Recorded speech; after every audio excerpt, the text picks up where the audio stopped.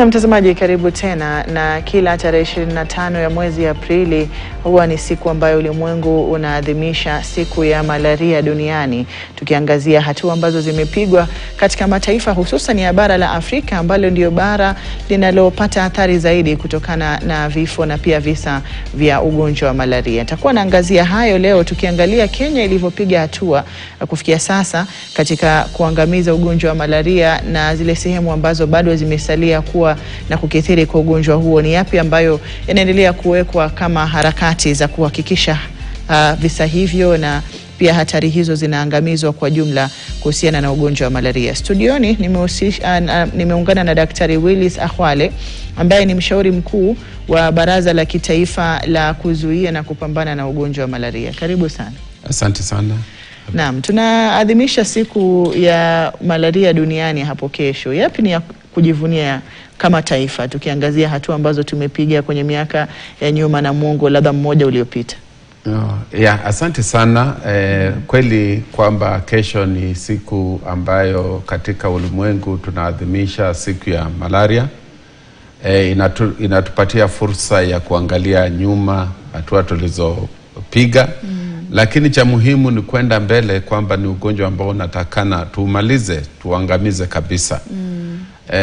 Na mimi nikiona hapa Kenya, hasa muongo mmoja uliopita, tumepiga hatua nzuri. Tuna mengi ya kujivunia. Tumeona kwamba kiwango cha ugonjwa wa malaria, ile tunaita prevalence, yani kusema wale watu wanapata ugonjwa wa malaria wakitembea katika jamii, imepungua kwa 50%.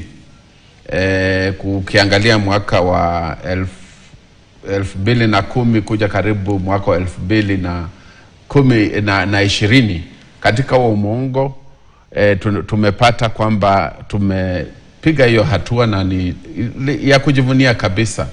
Vile vile tumeanza kuona kwamba visa ambazo zinapatikana katika mahospitali zimepungua maradufu vile vile. Lakini hata tukiendelea kusema tunajivunia, unajua malaria ni ugonjwa ambao unaweza angamizwa kabisa. Kuna nchi zimemaliza ugonjwa wa malaria duniani. Zamani ilikuwa changamoto kama bara la Afrika na nchi yetu ya Kenya, lakini sasa pale hakuna malaria kabisa. Kwa hivyo tukiangalia mbele ni kwamba bado tuna kazi ya kufanya. Tukiangalia mataifa ya Kiafrika kama Cabo Verde, taifa ambalo limeweza kuangamiza malaria kabisa, ni hatua zipi ambazo tuseme wao wamepiga na ambazo bado mataifa mengine ya Afrika yanaweza kupiga na kuhakikisha kwamba yanafikia viwango kama vyake? Cabo Verde kwanza tunawashukuru, wameangamiza ugonjwa wa malaria karibu miaka 2 iliyopita hivi. Na hatua ambayo walipiga ni kwamba walitumia mbinu tu kama zile mataifa mengine yanafanya, hasa vyandarua, kutumia vyandarua kuhakikisha kwamba kila mtu anatibiwa, vile vile kunyunyizia nyumba dawa ya kuua umbu. Lakini unajua Cape Verde ni kisiwa. Ni kisiwa kidogo na hakina idadi kubwa ya watu. Hakina misitu mingi kama nchi zingine. Kwa hivyo ni rahisi kuangamiza. Na unajua kwa kisiwa unaweza angalia nani anakuja kwenye kisiwa, na unahakikisha kwamba unatibu ule ambaye anakuja na ugonjwa wa malaria.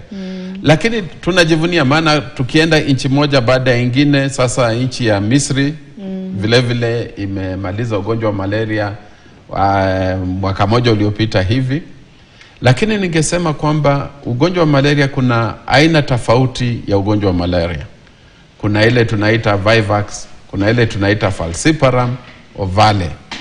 Sasa katika nchi ya Misri, zile umbu zinasambaza sana ile aina ya malaria inaitwa Vivax, ambayo ni rahisi kutibu. Sio haipatiani changamoto kama ile tunaita Falciparum ambayo tunapata chini ya Sahara, katika nchi ambazo ziko chini ya jangwa la Sahara. Tukiangazia masuala ya upimaji na vipimo, tunajua pia ni swala ambalo Kenya imepiga hatua kwa kiwango kikubwa. Lakini kuna changamoto zozote ambazo labda kwa kubadilika kwa viini vyenyewe vya malaria na masuala kama hayo ambapo vinafanya vipimo labda huenda vikaonyesha matokeo ambayo sio, ama kwa kujificha kwa malaria na kutoonekana kwa muda na kusababisha labda maafa ambayo bado tunaona mpaka sasa?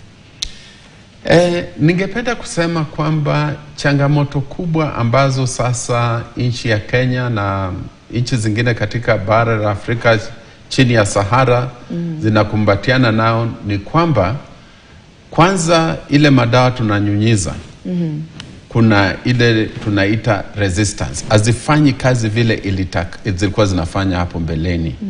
Ile dawa tunatumia kwenye viandarua haziui umbu vile ilikuwa inafanya hapo, makali yake yamepunguka. Kwa hivyo umbu hazikufi vile zilikuwa zinatakana zikufe. Kwa hivyo hiyo changamoto ni moja. Changamoto ingine ni kwamba ile madawa tunatumia saa hizi tunaita ACT, kuna wataalam wa uchunguzi wanaanza kusema kwamba hata hiyo makali yake yanaanza kupunguka. Imetumika kwa muda na makali yameanza kupunguka, maana tunadhania ile wanasayansi wanadhania zile vidudu ambazo fanya ugonjwa wa malaria zinaanza kuwa na njia ya kuzihepa. Na vile umesema kuna njia mbili ya kuchunguza kama mtu ana hizi vidudu vya malaria katika maabara. Ya kwanza utatumia ile tunaita darubini microscope. Wanachukua damu, wanaweka kwenye glasi vile unaonanga wakienda hospitali, mtu anaangalia, anaweza angalia na aseme hii ni vidudu vya malaria. Lakini vile unajua kuna changamoto, maana hiyo inataka muwe na stima na ile reagents za kufanya hivyo nazo ni bei ghali. Kwa hivyo karibu miaka 10-15 iliyopita wavumbuzi walikuja na ile tunaita rapid kits, ambayo ni kama karatasi iliyowekwa kwenye glasi. Ukiweka damu hivi unaweza anza kuona kwamba kuna hiyo vidudu vya malaria ama hakuna. Na sasa miaka chache iliyopita imeanza kuonekana kwamba saa ingine kuna hiyo kuhepa maana ya kubadilika kwa mwili ndani ya hiyo vidudu ambavyo vinasambaza malaria. Na kwa hivyo unaweza kuwa na malaria lakini ukipima haonekani uko na malaria. Hiyo ni changamoto ndio, na ni changamoto ambayo saizi tunaendelea kuangalia, ama wanasayansi wanaendelea kuangalia imesambaa vipi katika bara la Afrika. Unavyoeleza ni kana kwamba vidudu vyenyewe vinavyosababisha malaria pia vinabadilika. Vile vinabadilika, ni unajua dunia viumbe vyote vinataka viishi. Viumbe vyote, hii ikifanyika mpaka watafute mbinu kwamba waendelee kuishi. Na sio tu ugonjwa wa malaria, hata virusi vingine ambazo zinaleta ugonjwa fulani. Haya ni mambo ambayo yanafanyika kimwili ndani ya mwili ya hizi viumbe na hata sisi wenyewe. Tukiangazia swala la utafiti katika masuala ya kubadilika kwa viini ambavyo vinabadilisha magonjwa kama malaria, tumejiwezesha kama taifa vya kutosha kufanya utafiti ili tuende sawa na wakati vinavyoendelea kubadilika, tujue ni yapi ambayo tutakuwa tunatumia kudhibiti sasa malaria? Hapo ningependa kusema kwamba kama nchi hapa nchini tuko na taasisi ya afya ya kufanya utafiti wa mambo ya kiafya ya KEMRI. Ni taasisi ya tajiba ulimwenguni. Iko na wanasayansi ambao wamehitimu vizuri, wamefanya utafiti wa hasa ugonjwa wa malaria kule Kilifi na Kisumu vile ambapo ugonjwa wa malaria unaonekana kwa wingi. Wamefanya utafiti mzuri wa kutosha. Lakini kuna mengi bado ambayo yanatakana yachunguzwe, na shida kubwa na utafiti kwa malaria ni fedha. Ni pesa za kuwezesha utafiti huo ufanyike. kwa wingi. Utafiti hapa Kenya na nchi zingine vile vile tunategemea wafadhili. Na wafadhili watasema mimi nataka tu ufanye utafiti laini hii. Kwa hivyo hii taasisi haipati fedha za kutosha ili iweze kufanya utafiti ambao ungewezesha tuwe tunaenda mbele ya changamoto hizi ambazo tunapata na hizi viini vya malaria. Tumeona malaria inasababisha vifo kwa kiwango kikubwa labda kwa watoto wachanga umri wa miaka 5 kwenda chini. Sababu ni zipi? Swali mzuri sana. Ningependa na ni muhimu wa Kenya wajue kwamba tukizungumza juu ya ugonjwa wa malaria unaua sana watoto chini ya miaka 5 na akina mama wajawazito. Wacha niseme juu ya watoto chini ya umri wa miaka 5. Mtoto akizaliwa ikiwa amezaliwa katika sehemu ambazo malaria iko kwa wingi, tuseme hapa Kenya kama kaunti ambazo ziko katika mkoa wa Nyanza, mkoa na ule wa Pwani na sehemu za magharibi, mama huwa amepata ile tunaita immunity kidogo. Na hii immunity inapita kwenye placenta na mtoto anapata immunity akizaliwa. Lakini baada ya miezi 6 baada ya kuzaliwa ile immunity inaenda chini. Sasa mtoto anaanza kuwa hana kinga ya kupambana na ugonjwa wa malaria. Na ndio wakati huo baada ya miezi 6 hivi utaona mtoto anaanza kupata malaria mara kwa mara. Na ikiwa hataweza kutibiwa utapata malaria inaanza tu kama ugonjwa ambao si hawezi ua. Joto, mtoto analia, hataki kula, anatapika na kuhara. Na kuwa na joto kwa mwili. Lakini huo ugonjwa saa ingine unakuja na makali fulani. Unaweza fanya kuhara na kutapika kwa wingi. Kwa hivyo mtoto anapoteza maji. Mtoto sasa mwili unaanza kuwa ni kama unakauka. Na ukipoteza maji kwa wingi basi figo inaathiriwa. Na hiyo changamoto basi inaweza lete kifo. Vile vile viini vya malaria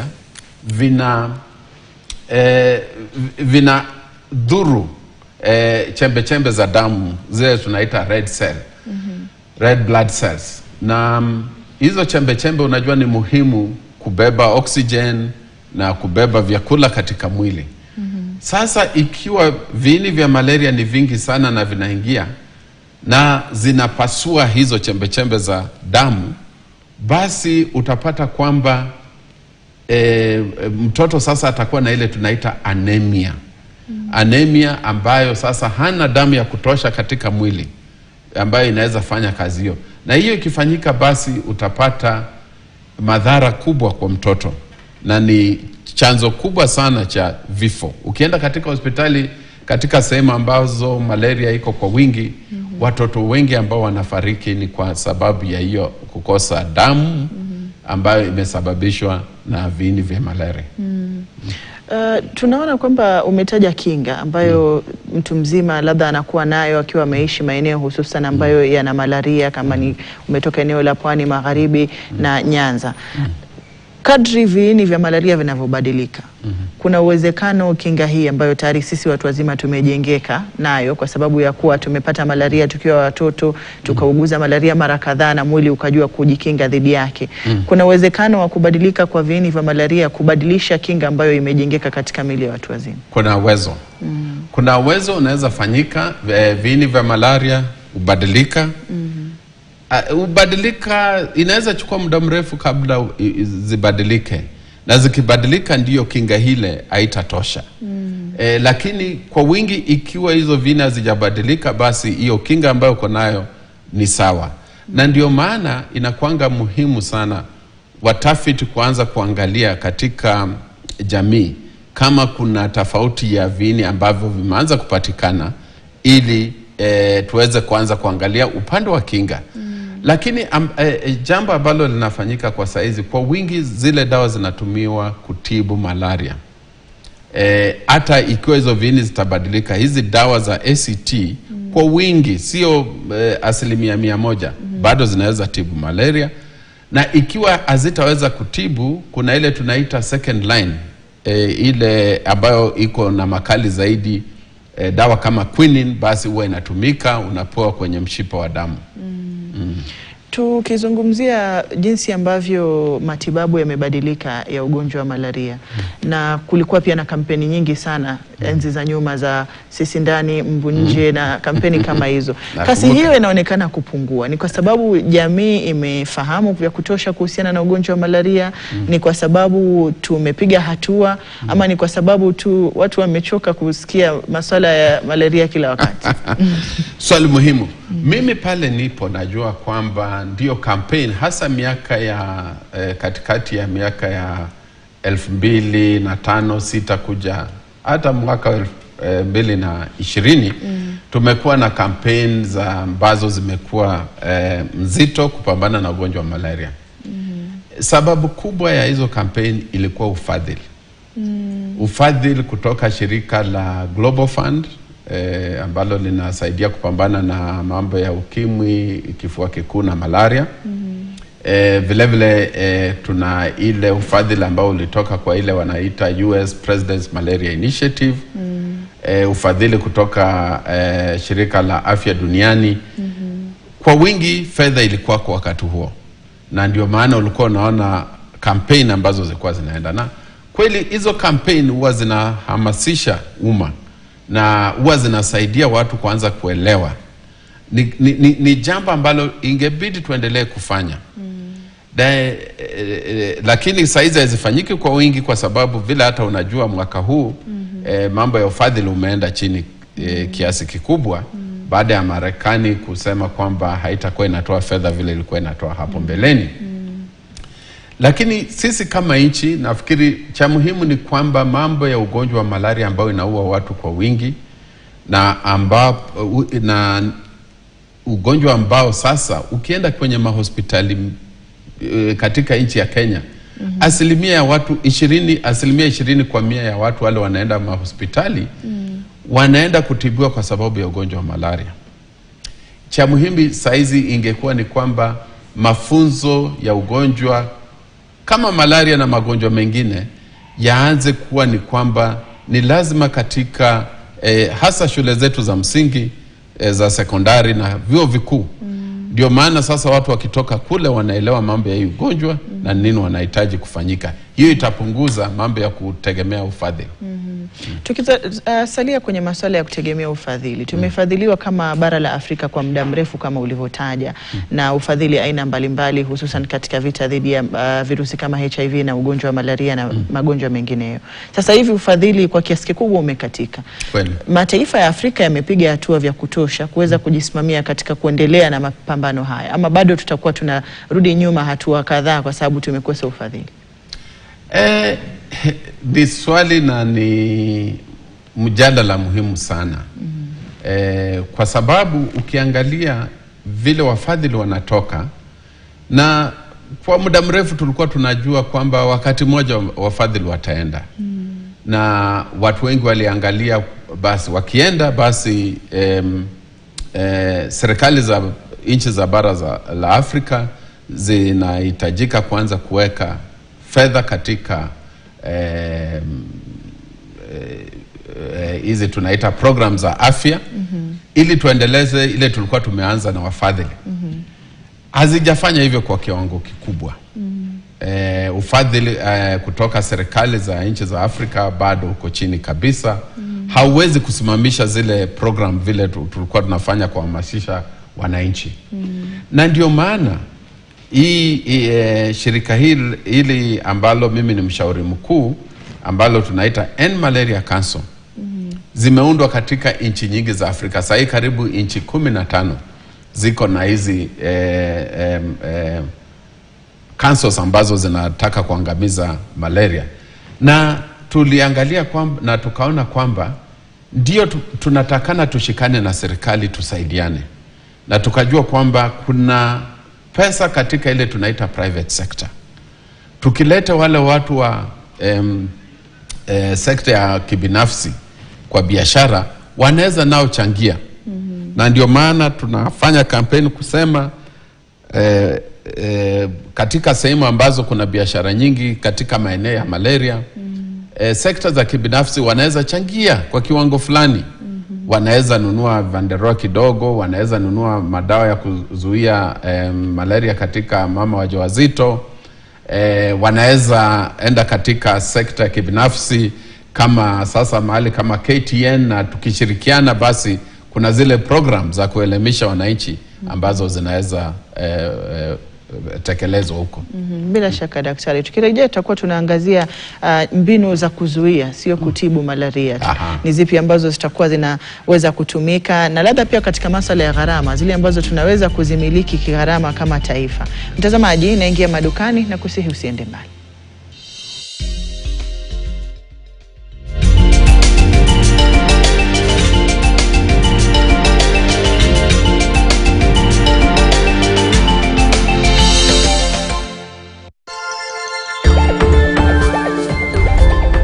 I need strength.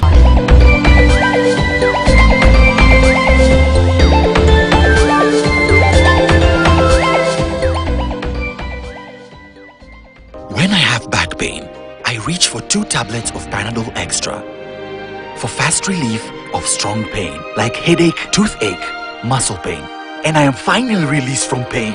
Try Panadol for fast and effective relief from strong pain. Now available at an affordable price.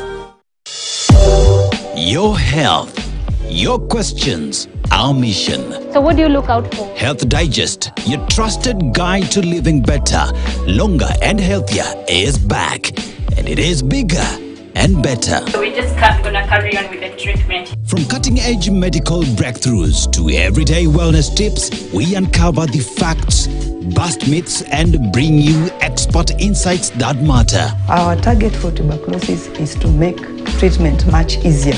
Whether it's fitness, nutrition, mental health, or medical advancements, we break it down in a way that's easy to understand and act on.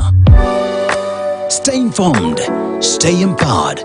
Don't miss Health Digest with Gloria Milemo every Saturday at 9 p.m. only on KTN, where your health is our top priority. We value your feedback and welcome your comments, queries, and complaints regarding our content. You can get in touch with us via SMS on 22151. Call 0719-012450 or 0719-012090 or email feedback@standardmedia.co.ke. Our PO Box number is 30080-00100, Nairobi, or deliver it to our offices at Standard Group Center, Mombasa Road, Nairobi.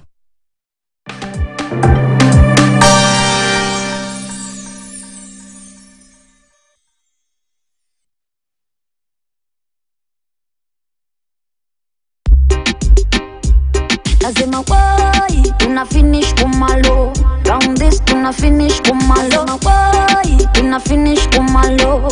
Kubash cool life tuna malo. Wai, tuna finish kumalo. Ay, kwa Yesu kuna bamba. Nilimdigi kwa shini kwetu kubamba.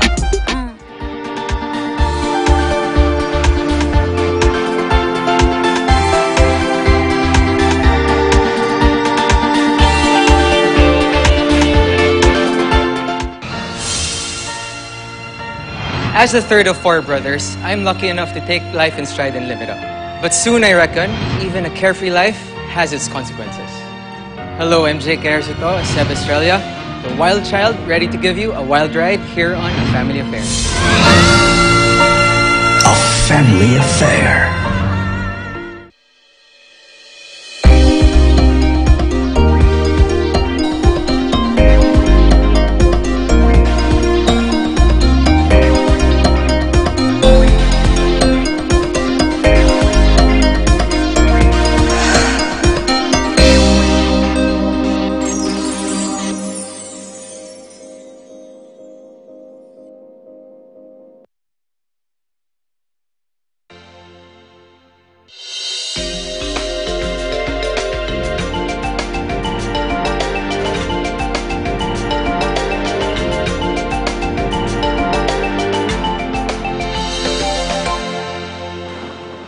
Karibu tena mtazamaji, shukrani kwa kuendelea kusalia nasi. Tunaendeleza mazungumzo katika sehemu ya pili ya mazungumzo haya katika taarifa za yanayojiri, ambapo tunaangazia tu kupigana vita na malaria. Kesho, siku ambayo ni tarehe 25 mwezi Aprili, huwa ni siku ambayo ulimwengu unaadhimisha siku ya malaria duniani, na tunapojiandaa kufanya hivyo, basi tunapika tu darubini kuangalia ni yapi ambayo Kenya kama taifa imepiga hatua na changamoto zipo wapi katika vita dhidi ya malaria. Studioni nilikuwa tayari nimeungana na Daktari Willis Akhwale, ambaye yeye ni mshauri mkuu wa Baraza la Kitaifa la kuzuia na kupambana na malaria, na pia sasa hivi nimeungana na David Ekai, ambaye ni mratibu wa malaria katika kaunti ya Turkana. Karibu David.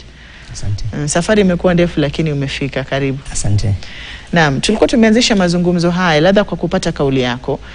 Ni yapi ambayo yanaendelea katika masuala ya vita dhidi ya malaria katika kaunti ya Turkana, na changamoto ama sababu ambazo zimefanya tufike tulipofika tukilinganisha na miaka miwili iliyopita katika masuala ya malaria ni yapi katika kaunti ya Turkana? Asante. Kuna mengi ambayo yamefanyika kwa kupambana na ugonjwa wa malaria hadi mahali tumefika kwa wakati huu. Miaka 2-3 hivi zilizopita, kiwango ya malaria katika kaunti ya Turkana ilianza kupanda juu. Tuliona wagonjwa wengi wakipatikana na ugonjwa wa malaria, na tukaweka mikakati kama kaunti, na pia tukiungana na program ya National Malaria Control ambaye inasaidia kudhibiti ugonjwa wa malaria katika nchi yetu ya Kenya. Na mipango mingi zimewekwa kwa sababu ya kwanza ni kwamba tulijaribu kuangalia kama county na pia kama nchi, na Turkana County kitambo ilikuwa under what we call seasonal malaria transmission zone. Lakini ilipatikana kwa sababu ya ile data ambayo tunasubmit every month kwa kila facility ama kwa kila hospitali, kwamba ugonjwa uko Turkana, ugonjwa wa malaria uko Turkana kwa mwaka wote. Hakuna wakati tutasema ati kuna hii ugonjwa iko chini. Ni ile tu kiwango fulani wakati mvua zinanyesha, hizo malaria cases zinapanda juu. Na so kuna mikakati ambazo pale awali hazikuwa zimewekwa ili kuzuia ama kupigana na ugonjwa wa malaria. Na baada ya kugundua hizi kwamba Turkana iko na kiwango ya juu ya malaria katika nchi ya Kenya, so serikali iliamua kuweka mikakati ya kupambana nazo. Moja wapo ni kwamba walipeana nets ambaye ziko treated, na hizi nets ilikuwa inapeanwa across the county kwa kila mtu. Ya pili, kitambo wamama wajawazito hawakuwa wanapewa dawa ya malaria ya kuzuia mimba, kuzuia ugonjwa wa malaria. Na unajua kwamba watoto na wamama wajawazito hasa ndio hii ugonjwa inawazidia nguvu kwa sababu ya vile wako hali yao. Na kwa sababu ya hiyo serikali ikaamua kwamba wataintroduce hiyo prevention ya kupeana dawa ya malaria kwa mama. Na kwa sababu hiyo haikuwa kitambo pale. La tatu ni kwamba Turkana County ni mojawapo ya counties ambaye iliteuliwa kufanya piloting ya kitu inaitwa ama intervention inaitwa seasonal malaria chemo prevention. Na wakati studies ilifanywa, kuna sub-county moja ilichukuliwa kufanya hiyo piloting. Na hiyo piloting ambaye ilifanyika ilionyesha kwamba baada ya kufanya ile what we call impact assessment, ilionyesha kwamba hiyo intervention inaweza punguza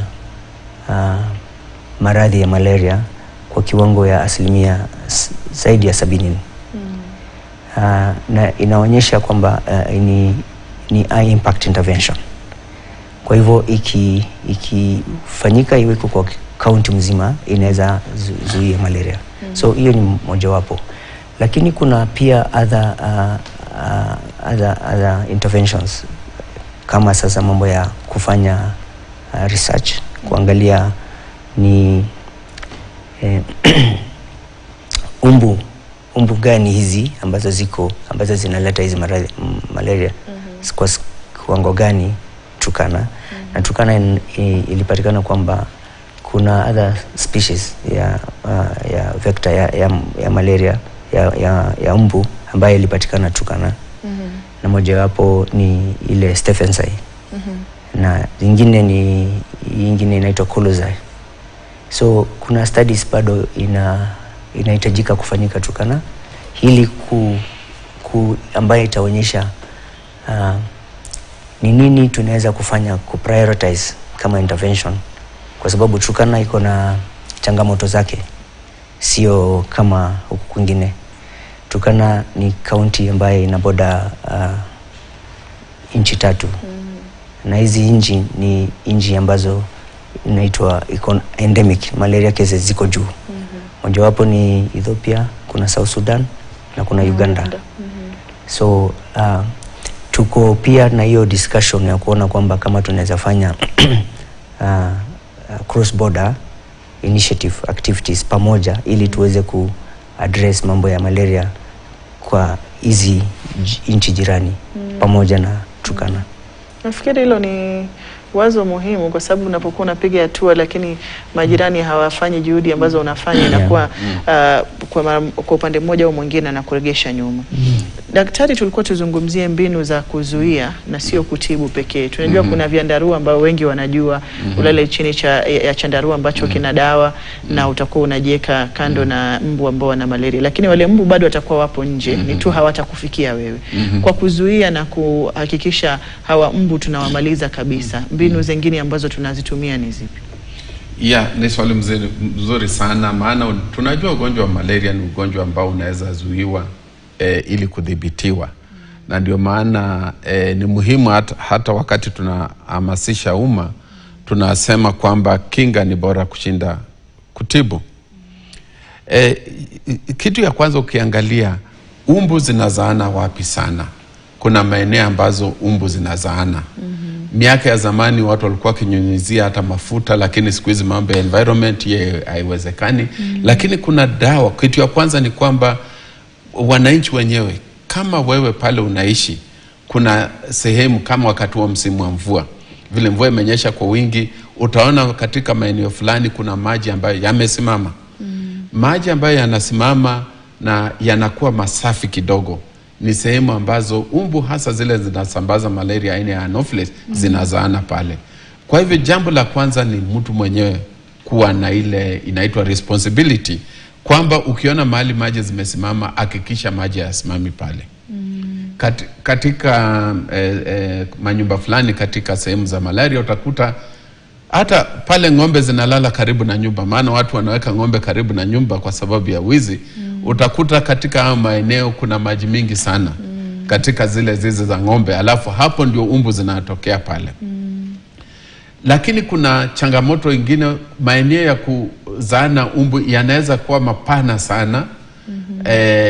Kuna ile tunaita swamps, kama sehemu ya Kano Plains, kule Busia vile vile kuna sehemu kubwa, na pale wanakuza mchele kule Kirinyaga. Juzi miaka 2-3 sasa tunatumia ile tunaita drone, ambayo inaenda katika sehemu hiyo ili kunyunyizia kutoka juu. Na tumesaidia hiyo kazi katika kaunti ya Busia, na kwa wingi tukaona 90% ya umbu iliweza kuangamizwa kabla mvua ianze kunyesha.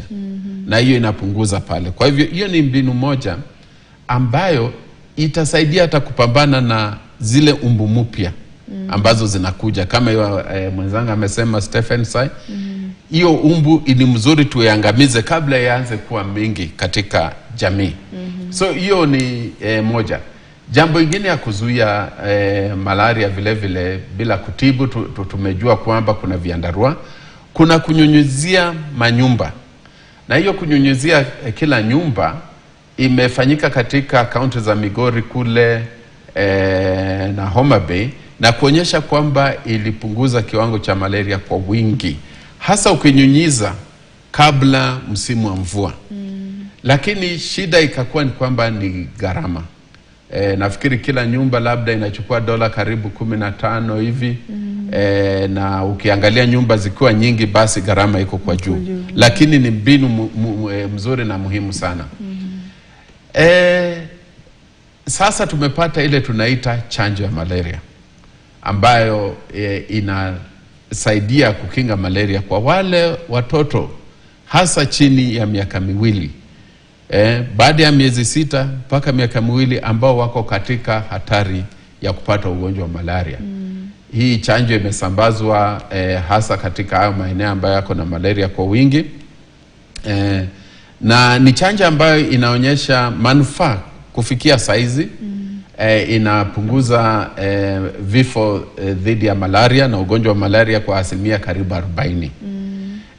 Lakini wanasayansi wanasema ni muhimu tupate chanjo ambayo inafanya kazi hata vyema kushinda ile ambayo tuko nayo sasa. Na kuna uchunguzi mwingi wa kuangalia kwamba yale mafunzo tulipata kutokana na mambo ya chanjo wakati wa COVID, kwamba tutaweza kutengeneza chanjo ambayo inafanya kazi hata vyema kushinda ile ambayo iko kwa sahihi. Na vile naelewa kwamba kuna chanjo fulani ambazo sasa tayari zitakuwa tayari za malaria mpya. Na chanjo itakuwa muhimu kwa sababu vile tumesema kwa wingi vifo viko kwa watoto chini ya miaka 5. Ikiwa watapata hii chanjo, hayo makali yatapunguka basi. Na ile complications ambayo inafuata yale makali ya ugonjwa wa malaria haitakuwa vile imekuwa hapo mbeleni. Kwa hivyo hiyo ni mbinu moja ambayo imeingia. Mbinu nyingine ambayo ni muhimu ni kwa mama wajawazito. Malaria ikiingia kwa mama mjamzito inaharibu damu, inaingia kwa ile placenta na inafanya mtoto akiwa kwenye tumbo ya mama kwamba aendelee kukua kwa vile anatakana kuwa. Kwa saa zingine inasababisha abortion, mama anaweza poteza mtoto ama mtoto anazaliwa akiwa mdhaifu sana. Kwa hivyo katika maeneo ya malaria mama wajawazito huwa wanapewa tembe, wanatakana kupata tembe karibu mara 4 wakati hao wako wajawazito. Hiyo ni kuhakikisha kwamba zile viini vya malaria havidhuru mtoto ambaye yuko kwenye tumbo ya mama. Naam, asante. David, katika masuala ya mabadiliko ya hali ya anga, Turkana imeathirika vipi katika masuala ya malaria, mbali na kwamba tunajua kwamba kuna masuala ya mipaka ambayo huenda ikawa pia inafanya juhudi hizo kurudi nyuma, lakini mabadiliko ya hali ya anga yamefanya kudhibiti malaria kuwa tofauti kwa kiwango gani? Turkana imeathiriwa na hali ya anga kwa sababu pale awali kulikuwa na kiwango kidogo ya mvua, lakini ukiangalia kwa hizi miaka 2-3 hivi sasa Turkana imebadilika. Kuna kiwango ya mvua siku hizi iko juu kidogo, sio kama vile awali. Alafu pia watu wanasafiri wengi, wameanza kuja kama kufanya biashara na kusunguka, sio kama kitambo. Ilikuwa tu ni wale pastoralist wenyeji peke yake. Alafu pia Turkana saizi tuko na kiwango ya juu ya wakimbizi zaidi ya 1300 ambaye wanahostiwa kama hiyo county. Na ukiona ile mazingira ambayo wanaishi ni mojawapo ambazo wakati kuna nyesha kama sasa hivi unapata kuna maji kila boma, na hizi maji zinakaa pale, hakuna vile zinaweza tolewa kwa sababu vile wanaishi sio hali mzuri. Na kwa sababu ya hiyo unapata ile place inakuwa mahali humbu sasa zinapata kuzahana na zinakuwa wengi, na inaongeza idadi ya maambukizi kwa kiwango ya juu. Ukiangalia miaka 2 zilizopita unapata kwamba mahospitali ambazo ziko katika hizo kambi za wakimbizi zilikuwa zinapata idadi wengi ya wagonjwa mpaka wanashindwa kudhibiti kutibu wagonjwa, kwa sababu kwanza wako na madaktari ni wachache, pia hospitali ambazo ziko kwa hizo kambi ni chache, sio mingi, na wanapatikana kwamba wako na wagonjwa wengi na wengi wao ni wa malaria. So hata kudhibiti kutibu magonjwa mengine inakuwa ngumu kidogo, kwa sababu unapata wanajaribu kulaza wagonjwa wengi kwa hospitali.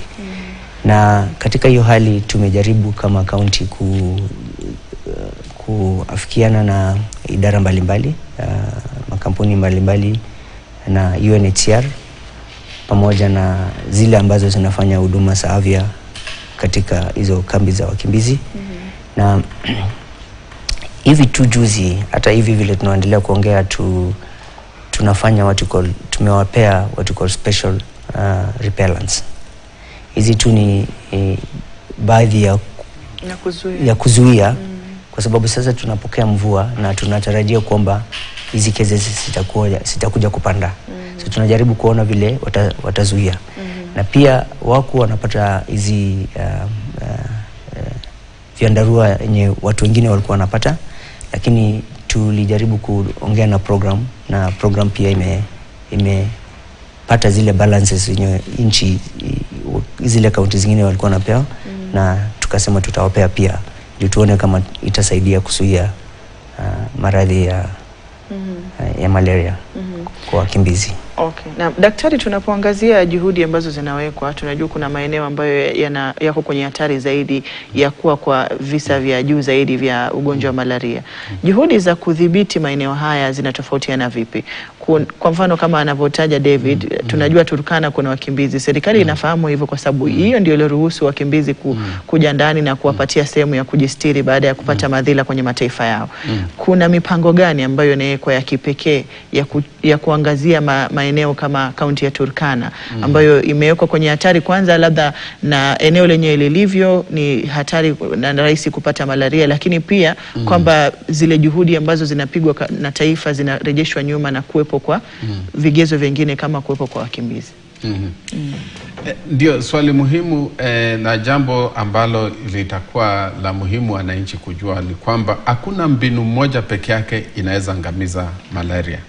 Na mbinu zinatofautiana na maeneo, na kila eneo inaweza kuwa na changamoto yake ama ina sababu, maana malaria ni mingi. Tumezungumzia juu ya Turkana, changamoto ya wakimbizi, na hasa changamoto moja katika Turkana ni kwamba zile camps za wakimbizi utakuta kwamba wanajaribu kuweka maeneo ya maji, wanajaribu kuhakikisha kwamba kuna chakula, na hiyo maji na ile joto ndio inafanya umbu kuzaana kwa wingi. Kwa hivyo katika ile sehemu vile anazungumzia Turkana itakuwa na ile wanaita package ya kuhakikisha kwamba wanapambana na hiyo changamoto vile wanaona inafanyika. Ukikuja sehemu zingine magharibi mwa Kenya, maeneo ya Nyanza kule Victoria, hasa changamoto moja kubwa ni kwamba kuna sehemu nyingi, kuna misitu, kuna kilimo kwa wingi. Kuna maeneo ambayo hata binadamu hawezi fika, maana maji yamezoana hukule sehemu za kano kama kule. Mbinu tena pale, mbinu muhimu ni kwamba tuzuie vile tumezungumza hapo mbeleni, tuende kuhakikisha kwamba umbu azizaani. Na ukienda maeneo ya pwani kule, utakuta changamoto ni tofauti kidogo na Ziwa Victoria. Ziwa Victoria maji yake ni masafi na umbu zinapenda maji safi. Katika maeneo ya pwani maji yana chumvi na umbu haizaani sana kwenye maji ya chumvi. Ndio unakuta saa ingine makali katika karibu na mji wa Mombasa, sio mingi kama ukiingia kule ndani ya Kwale na maeneo kama Tana River. Lakini nafikiri nchi na tukifanya kazi pamoja na Wizara ya Afya, vile sasa ufadhili umeenda chini, ni sisi kukaa na kusema ile pesa tuko nayo ni mbinu gani itakuwa ya muhimu katika hii eneo na hii eneo kulingana na mfuko ambao tuko nao. David, ni yapi ambayo unaweza sema yamepiga hatua katika masuala ya harakati za kudhibiti malaria kwenye kaunti ya Turkana? Tukiangazia sasa, kuna wahudumu wa afya wa nyanjani ambao tunawatarajia wewe wanafika karibu na mwananchi zaidi, wanaona mama wajawazito haraka zaidi kushinda madaktari na vituo vya afya, na labda katika kuangazia tu vipimo pia tu na labda teknolojia za kuhakikisha kwamba inagundulika hata inapokuwa inajificha, tunajua hii ni malaria na kuwa na haraka katika kuitibu. Vyema kabisa. Kwanza Turkana tumejaribu kuempower madaktari wa vijiji ambayo tunawaita community health promoters. Na sio tu kwa sababu tunawa empower, but pia tunapewa training ya kutosha, na mojawapo ya training yenye tunajaribu kufanya kama county tukisaidiana na wale wafadhili wenye wanajaribu kusaidia Turkana kudhibiti magonjwa ya malaria. Mojawapo ni kujaribu kufunza wao jinsi wanavyoenda pale vijijini, kio pale manyumbani, ku detect cases na kupima na pia kutibu. Na pia kama kuna ile kiwango ambayo hawezi kudhibiti pale manyumbani, wanaweza refer kwa facility. So tumeanza trainings ya kitu inaitwa community case management ya malaria. Na pia cha muhimu zaidi vile daktari amesema ni kwamba tunaangazia kuangalia mienendo za kuelimisha, kwa sababu tunataka ku make sure kwamba tunadhibiti kukinga kuliko kutibu. Kutibu ni pesa mingi, expensive. So tunajaribu kuwaelimisha ndio wapeane hiyo information kwa community. Pia tumewajaribu kuwafunza wao wakuwe surveillance, wafanye surveillance, kukamata hizi umbu. Hata hizi fensa yenye tunaongelea, wenye walifanya hiyo kazi ni our community health promoters. Kwa hivyo ni tukiwafunza ita reduce the cost ya kudhibiti hizi magonjwa, kwa sababu kwanza wataelimisha wananchi, na unajua wanaweza chukua hiyo kwa sababu wananchi wanasikiza mtu wako na yeye, wanaishi na yeye every day. Ukiamka asubuhi unajua huyu ni daktari wangu, so akikwambia fanya hivi fanya hivi, tunajua kwamba watajaribu kubadilisha mienendo na labda hiyo itatusaidia kupunguza makali ya maradhi ya malaria. Na bila shaka daktari, tuna uwezo wa kujitengenezea dawa za kutosha za kudhibiti na kupambana na malaria, ama bado tunategemea mataifa ya nje kutuletea dawa hizo? Asante sana. Kwa wakati huu tuna uwezo wa kutengeneza dawa ya malaria na hata vipimo vya kuchunguza malaria kwenye damu. Kuna company fulani hapa Kikuyu na kule Mombasa. Hii ya Kikuyu karibu hapa na jiji la Nairobi inatengeneza dawa ambayo kuna ile imepitishwa na shirika la afya duniani, hasa ya kuzuia kuambukizana kwa ugonjwa katika mama wajawazito. Na vile vile wanatengeneza dawa ambayo ndio bado inaendelea kuchunguzwa na shirika la afya duniani, lakini tayari imeratibiwa katika nchi ya Kenya na inaweza kutumiwa kutibu malaria. Inatengenezwa nchini Kenya. Na vipimo vya kupima malaria, hata kesho kule Kwale kuna kampani moja kutoka kule Kilifi itakuwa inapewa donation, itatoa donation ili watu waone imeratibiwa katika nchi ya Kenya kuweza kutumika. Na halmashauri ya kumaliza malaria ambayo mimi ni mshauri mkuu, hiyo ni jambo ambalo tunatilia mkazo sana, maana hiyo ndio itakuwa njia moja ya kupunguza na kuhakikisha kwamba hatutarudi tena hatua nyuma kutegemea wafadhili. Changamoto ambayo tumepata hapo mbeleni, wafadhili wakileta pesa wanawaambia mnunue dawa kutoka hapa, mnunue vifaa kutoka hapa. Hiyo imekuwa changamoto ambayo hatungeweza. Kwa hivyo hii hatua ambapo tumeanza kuona na tungehimiza sekta ya kibiashara ya kibinafsi waangalie kwamba hapa ni mahali ambapo wanaweza ekeza.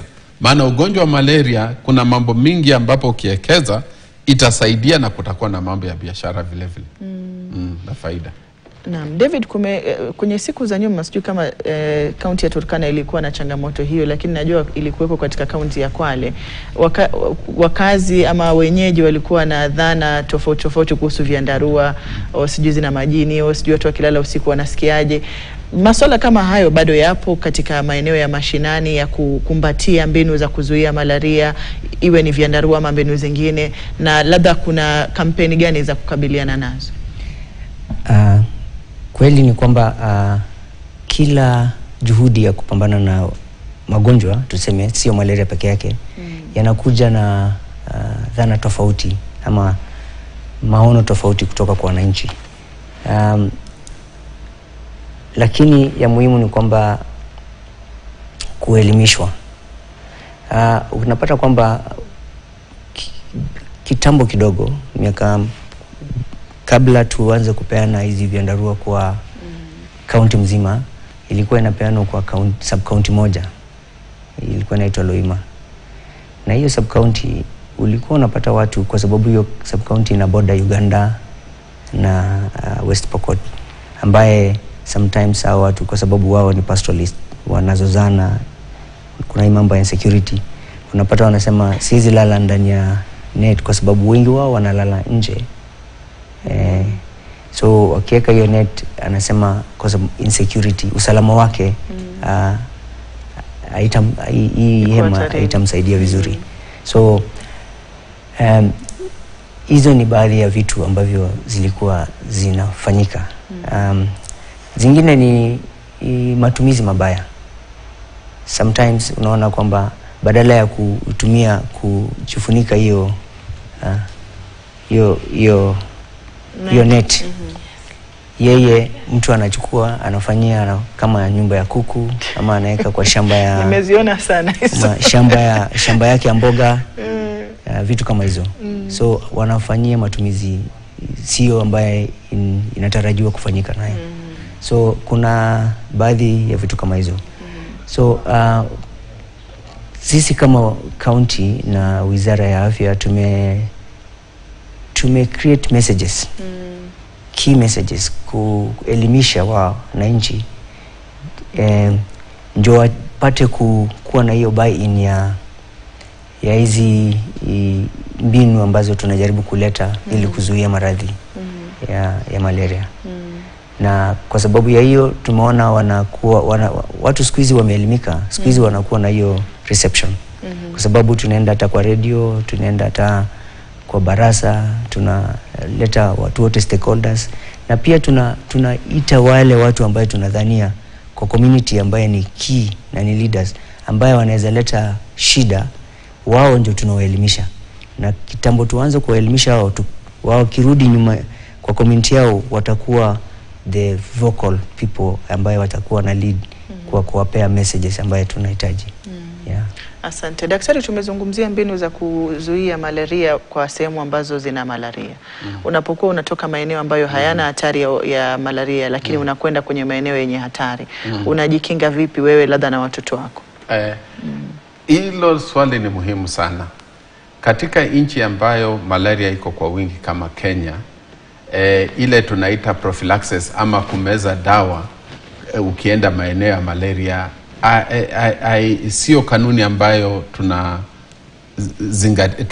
tunaambia watu wafate.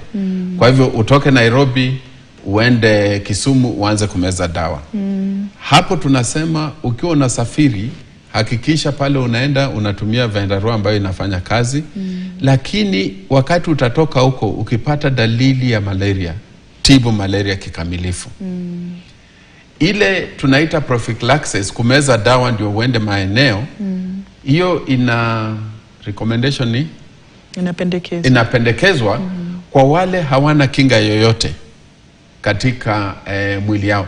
Kwa hivyo watu ambao wanatoka bara ya Europa, Marekani, wale hawajakuwa na changamoto ya malaria hata kidogo, hao ndio wanaambiwa waanze kumeza hiyo dawa hiyo pendekezo iko uanze kumeza dawa kabla ukuje wiki mbili kabla, kila wiki ukiwa hapa na baada ya wiki mbili ukirudi kule nyumbani.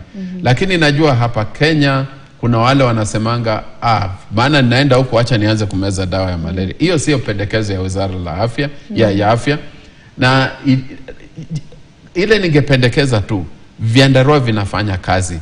Na sasa kuna mbinu nyingine mpya ambayo amezungumzia inaitwa special repellent ambayo itakuwa inaundwa hapa Kenya karibu shirika la afya linapatiana ile approval. Hiyo haujifuniki, unaweka kitu kama bahasha kwenye ukuta. Na hiyo bahasha inahakikisha kwamba umbu haiwezi kufikia pale unalala. Ni mbinu mpya, nafikiri wiki kadhaa na miezi mtaanza kuisikia. Na hiyo itasaidia tena kwa wingi kwenda mbele. Maana kumeza dawa kila mara tena inaleta changamoto fulani. Inaleta ile tunaita resistance. Ndio maana haipendekezwi kwamba tumeze dawa ovyo ovyo. Hizo bahasha zitatufaa hata ofisini, manake mbu anatufuata kila mahali. Kwa kumalizia, David, kauli yako ni ipi tunapoangazia kwamba kesho tunaadhimisha siku ya malaria duniani na hatua ambazo tumepiga kama taifa na pia kama mlivyopiga kama kaunti ya Turkana? Kauli yangu ni kwamba vita dhidi ya ugonjwa wa malaria sio vita ambaye mtu mmoja ama anaweza fanya. Vile daktari alisema kudhibiti maradhi ya malaria inahitaji mbinu tofauti ziwekwe pamoja. Lakini zaidi ni kwamba lazima kuwe na science pia, kuwe na research. Tukifanya research itatufanya tunakuwa na ile kitu inaitwa prioritized interventions. Na hizo interventions ndio itajaribu reduce the cost na pia kufanya to reduce the impact ama the burden of malaria kwa nchi nzima.